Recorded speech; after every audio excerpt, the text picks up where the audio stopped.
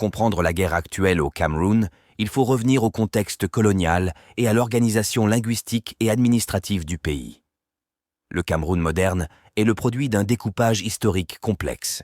Des territoires germanophones annexés puis mandatés par la France et le Royaume-Uni après la Première Guerre mondiale et réunis, de façon contestée, en 1961. La majorité francophone a progressivement occupé l'espace politique et administratif central, tandis que les régions du Nord-Ouest et du South-Ouest, les régions anglophones, ont souvent ressenti une marginalisation linguistique, judiciaire et éducative. Ces frustrations historiques, identitaires, économiques et institutionnelles constituent la toile de fond du conflit actuel. Le conflit s'est intensifié à partir de 2016. Ce qui a commencé comme des mouvements de protestation pacifique contre l'imposition de pratiques juridiques et scolaires francophones, procédures en français, juges francophones dans les cours anglophones, programmes francophones, a été réprimé. La répression des manifestations, l'arrestation de leaders anglophones et des réponses sécuritaires fortes ont radicalisé une partie de la population. À partir de 2017, des groupes séparatistes ont proclamé l'indépendance d'une entité appelée Ambazonia et multiplié attaques, embuscades et actions de guérilla. Le gouvernement a répondu par des opérations militaires et des mesures de sécurité renforcées. Depuis, la crise a basculé dans un conflit armé prolongé, opposant forces de l'État et mouvements séparatistes armés. 1. Le gouvernement camerounais et ses forces de sécurité. Armée, gendarmerie, unités spécialisées. Le pouvoir central vise à préserver l'unité nationale et à neutraliser les groupes armés. 2. Les groupes séparatistes anglophones, fragmentés en plusieurs factions, par exemple ADF, Ambazonia Defense Forces, et d'autres groupes locaux comme SOCADEF, ASC, etc. Ces groupes sont souvent décentralisés, sans commandement unifié, et financent leurs opérations par des prélèvements locaux, extorsions et taxations informelles. 3. Acteurs locaux et milices, groupes d'autodéfense, milices de chefs traditionnels et réseaux criminels profitant du chaos. 4.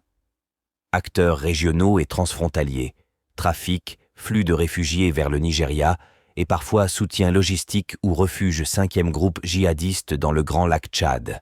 Dans le nord du pays, Boko Haram et affiliés, ISIS West Africa, ISWAP, constituent un deuxième foyer d'insécurité distinct mais concomitant nord-ouest et sud-ouest, NWSW, foyers principaux de la guerre sécessionniste.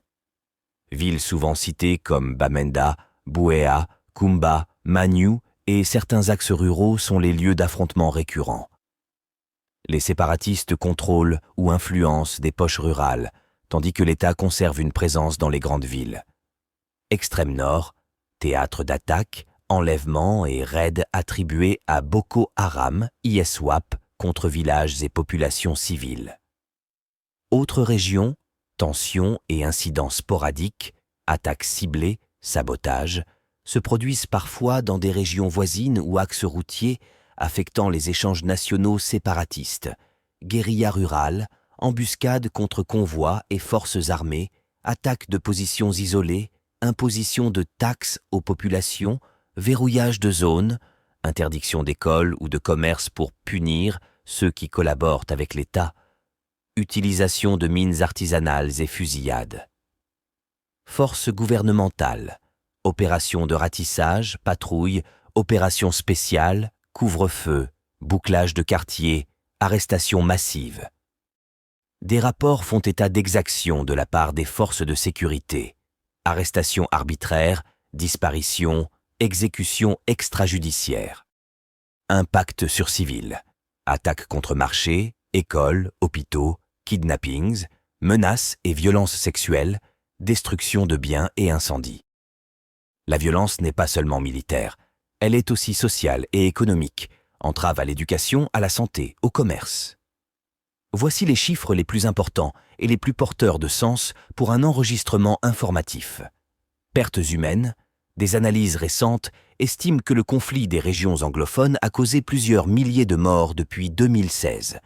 Une estimation fréquemment citée place le bilan global civil et combattant à environ 6 000 morts, Ordre de grandeur selon analyses journalistiques et académiques récentes, déplacés internes et réfugiés. Le Cameroun compte près d'1 million de déplacés internes cumulés dans plusieurs crises, estimation récente autour de 900 000 à 1 million d'IDP, plus des centaines de milliers de retours et de réfugiés dans les pays voisins. Les chiffres consolidés, IOM, UNHCR, OCHA, pour 2024 à 2025, indiquent environ 900 000 déplacés internes et plusieurs